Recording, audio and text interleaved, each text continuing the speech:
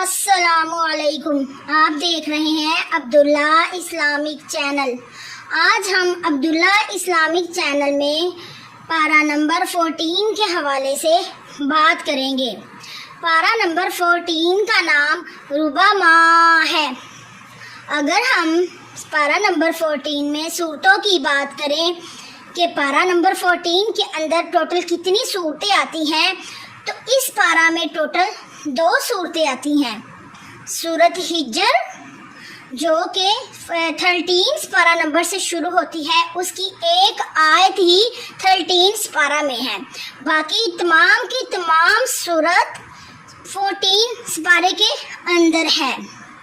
سورت ہجر مکی سورت ہے، یعنی مکہ میں نازل ہوئی ہے، اور اس کے معنی پتھر، ایک مقام اور ایک قوم کے ہیں۔ نمبر 2 سورت نحل، یہ بھی مکی صورت ہے، یعنی مکہ میں نازل ہوئی ہے، اس کے معنی شہد کی مکھی ہے۔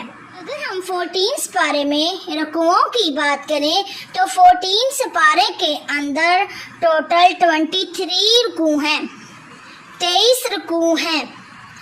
اگر ہم 14 پارے میں سجدوں کی بات کریں کہ 14 پارہ میں کتنے سجدے آتے ہیں ٹوٹل، تو 14 پارہ کے اندر ایک سجدہ آتا ہے۔